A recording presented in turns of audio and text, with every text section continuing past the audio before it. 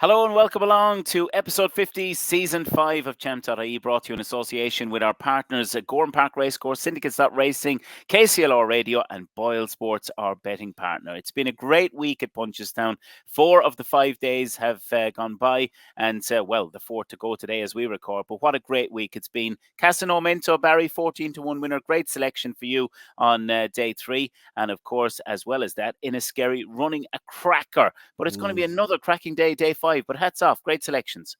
Yeah, I'm looking forward to tomorrow as well, Saturday, as we're recording now. And of course, thanks for that, David. But Casanamento, she was, good performance, I thought, by the winner. Enniskerry, I thought he was going to go and win the race. Disappointing in the bumper, though. Poor Julien, he disappointed, as did Samir. So maybe the ground, maybe not quite soft enough for both of those. But there is rain scheduled, I think, into Saturday. So I think I'm anticipating, David, the ground on Saturday, day 5 of the Punchestown Festival, will be on the easier side of yielding. So it's yielding ground at the moment. Relatively dry day today, but there is rain overnight and into tomorrow. Showers right throughout the day forecast, according to my Norwegian weather forecast. But yeah, look, I'm looking forward to it, David. And just a reminder as well that the competition will be giving away 2 tickets to Punchestown tomorrow. Family Day. Will announce the winner in the comments section down below, of course, with plenty who had 2 winners or more in each of the daily videos. So we'll announce that winner after results today, which is, of course, day 4 of the Punchestown Festival. So get the results out of the way and we'll announce that winner. So some lucky viewer will be heading to Punchestown tomorrow. Yeah, absolutely brilliant. And someone is going to have a great day out. Right, let's crack on because race 1 on day 5, we have a cross-country steeplechase again. This is intriguing because there's quite a few of these in this race that be interesting to see. Cocoa Beach, who ran on Thursday, will he line up? If he does, probably has a really good chance. But Barry, your thoughts on the opener on Saturday? Yeah, he ran a good race, Cocoa Beach. It'll just be interesting to see if he does run again. He's obviously, Danny Gilligan is jocked up. He'll be taking the £5 off if he does. Jack Kennedy, of course, does not ride on Saturday of the Punchestown Festival. And just an update on that before we look at race 1. 6 behind now, Paul Townend, as we head into day 4. But just back to the race, Cocoa Beach, he ran a cracker in the Latouche to finish 3rd. He's ultra consistent. On ratings, he looks well in, but I just wonder, I think Foxy Jacks could be the fresher animal and does get weight, £4 off Cocoa Beach coming into this race. And Stumptown, he was running okay and certainly in contention in the Latouche before being taken out of it by the loose horse. He's obviously in here as well. Sean Flanagan will be on board for Gavin Cromwell. And I just thought Foxy Jacks enjoys Punchestown, has won over the banks there in the past. A cross-country winner at Cheltenham this season, back at the start of November. Ran a cracker at the Dublin Racing Festival. Just touched off, went second at Leopardstown over Christmas. And hasn't had that hard a season, Foxy Jacks. Was enjoying himself in the Grand National out in front, jumping well before getting tired. I mean, he was off the track for 100 days. And I'd say this has been the target all season for Mouse Morris. Probably thinks he can land the prize here at Punchestown. Ground versatile individual. He's won on soft ground. He's won on heavy ground. And so he's won on nice ground. So the ground isn't going to be an issue. And as mentioned, he likes Punchestown. So I'm seeing prices at 9-2 at the moment about Foxy Jacks. If both Cocoa Beach and Stumptown run, I'll still take that price. I think he could go well here for the Mouse. The second race, though, this is a good race, 3:05. It's a handicap chase for 0 to 145. And history of fashion here for Pat Fahey, Barry, I thought was quite an interesting runner. He's a proven stayer and, he's, I thought, run very well, the 10-year-old, and ran a career best, of course, when he finished 5th in the Irish Grand National. Clark Kent is in here as well. Paul Townend's mount in the race. Again, didn't run all that bad last time out. So it is another interesting race, race 2 on Saturday. Yeah, it is. And my old friend Bow to Greatness, of course, with Ben Pauling on the show, David, we interviewed him coming up to Cheltenham, and he thought there was a big race in this horse in the spring as well. But I thought he disappointed in the Kim Muir over the 3 mile and 2 furlongs. Clark Kent ran a cracker, but that's a quick turnaround after finishing 4th in the Scottish National. And the one I come down on is Outside the Door for Paddy Roach. His horses are absolutely flying it at the moment. He's had 2 winners in the last 2 weeks from 5 runners. That's 40% strike rate for Paddy Roach, and he had a second in there as well, sandwiched in amongst those runners in the last 2 weeks. And he looks to me lined up for a race like this. And look, he was second at Leopardstown off the back of a 100-day absence. So when he was held up over 3 mile 4, he ran into Where's Frankie, but I didn't think he I thought he hit the line hard. He always seems to do his best work at the finish, this outside the door. He's a nice low weight, 10 stone 6 here. He's ground versatile, and he's won over at Punchestown over fences. So I thought there was lots to like about him. And, if you were getting double figures, 10-1, bigger than that, I thought outside the door had a crack at each way chance for Polly Roach right down the bottom of the handicap. And I think as well, it's worth noting with him stepping up in trip, an extra 3 furlongs as well. That can only be a positive. Yeah, I'm going to just side with History of Fashion there. Pat Fahey's runner to go very, very close in that second race. Right, let's move on to the first of the grade ones on Saturday. It's the Mayor's Champion Hurdle. I don't think there's an awful lot to say here. Clear round of jumping, and lossiemouth wins, yes? Yes, she does. And, 2 penalty kicks on Friday for Paul Town, and this looks another one to eat into the lead. It's going to be very, very tight. I could see Paul Town, and certainly after today's action, being in with a chance, and he's going to need lossiemouth to get back on terms with Jack Kennedy. And look, she's won 7 from 8 in her career, lossiemouth. She's won on every type of ground. Good ground at Cheltenham early in the year, good to yielding ground, should I say. And obviously she's won on heavy as well. So the ground isn't going to be an issue. I don't think we're going to have a big surprise like we got yesterday with Gaelic Warrior. I think the ground was the issue with him. It's not going to be the issue with lossiemouth. She's well clear on ratings, and she backed up her triumph win at Punchestown last season. Lots to like. She's a machine. She looks bomb-proof. Yeah, she certainly does. Right, we're going to preview one more before we head into our first ad break, and that is, of course, the Palmerston House Estate Pat Taff Handicap Chase. Again, it's a listed contest here, and thought Anthony Honeyball's runner, Black Jack Magic here, could be very interesting. Won the Badger Beer Handicap Chase on his reappearance, and I just think that the form of some snippets of his form give him a really good chance in this 4:15. So I do think maybe the visiting team can pick up race 4 at Punchestown on Saturday. Yeah, Tom Lacey as well has a horse in here that'll probably be favourite. Cruise Control, I thought that definitely did have a good chance, a favourite's chance in a race like this. And it's on a hat-trick, but it looks progressive and interesting listening to Tom Lacey. They were kind of reluctant to step this horse up to 3 miles all season.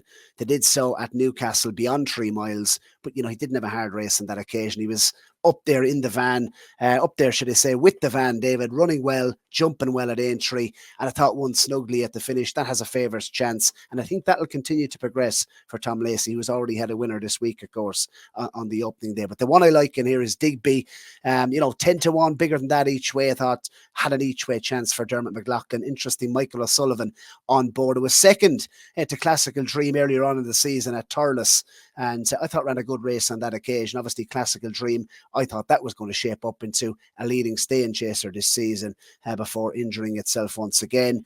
And look, this is a 3-time winner over hurdles and is off the exact same mark over fences, 128. Looks teed up for a spring handicap. Missed out on the Irish National, of course.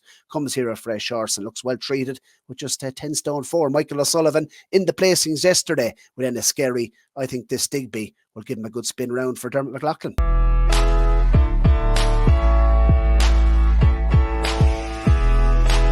Granger and Patrick Mullins. McGree had justified favouritism, but sharp object out in front was ready for John McConnell and Alex Harvey. Western victory, Silver Long. That'll be the finishing order.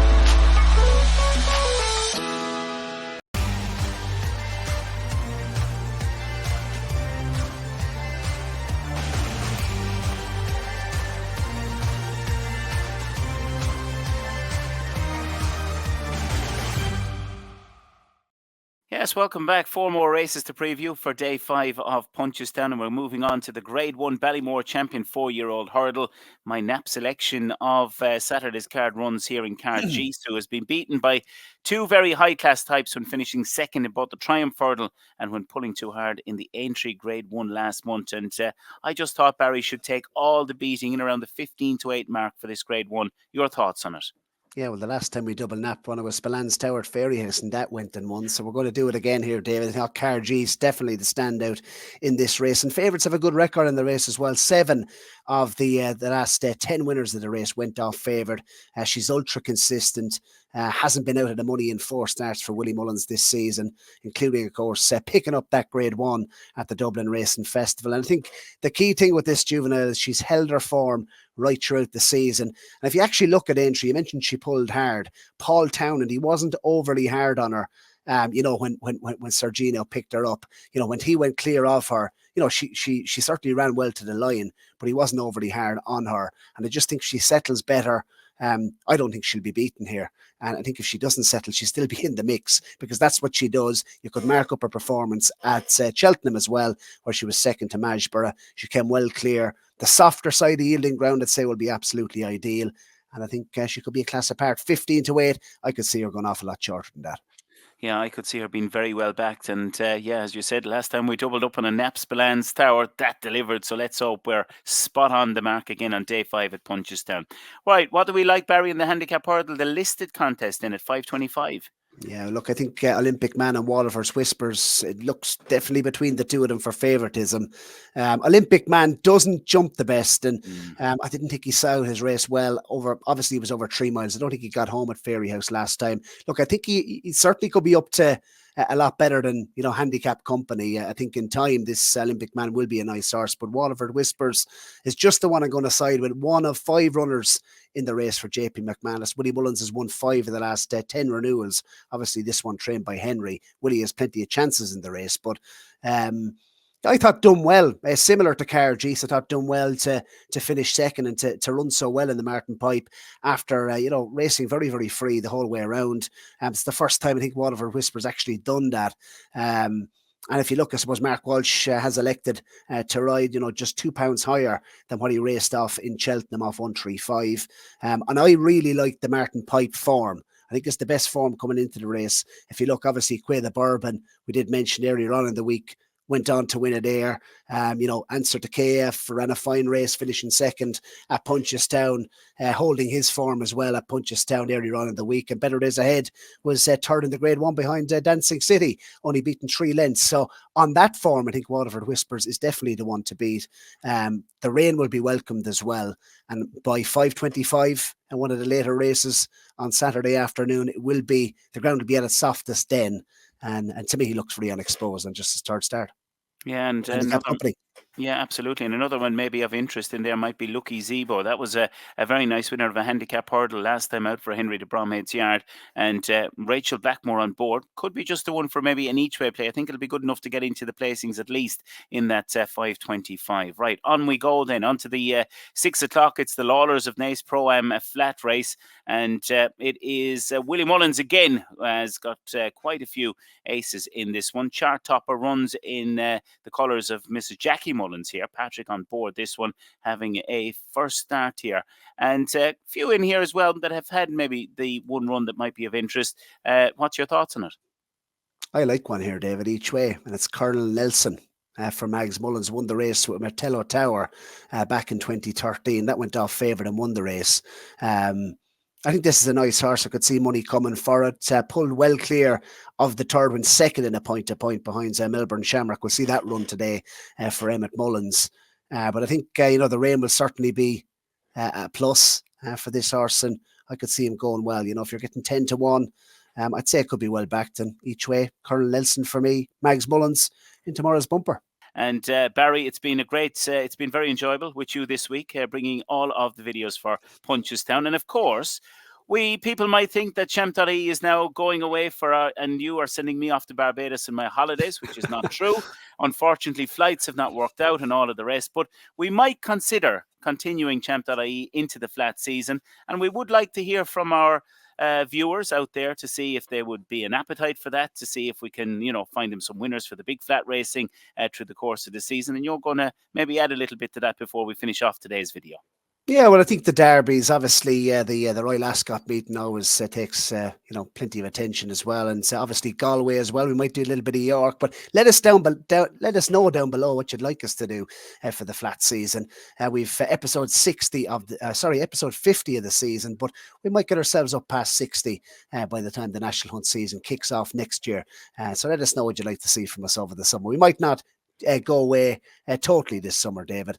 And yeah, it's been very enjoyable this weekend. Thanks to everyone who's contributed right throughout the season, all the viewers who've got us up too. Of course, the subscribers have got us up past 3,000 subscribers. We did mention only 40% of our viewers this season have actually subscribed to the show. So we want to kick on. We want to get to 4, then we want to get to 5, then we want to get to 10, David, 1,000 subscribers. And let's keep the Champ.ie podcast on the road. Over and out, episode 50. Absolutely. And just before we go, of course, most importantly, a big, massive thank you to all the sponsors as well, Barry, because it's been brilliant to work alongside Gorham Park this year with Syndicates.Racing and Jack Cantillon, KCLR Radio, providing more of this content going out to a greater audience. And of course, to Boyle Sports, our betting partner, who've been a great support as well to the podcast. So a massive thank you to everyone. I think it's fair to say. And of course, just a massive thank you to you, the driving force behind Champ.ie. That's it.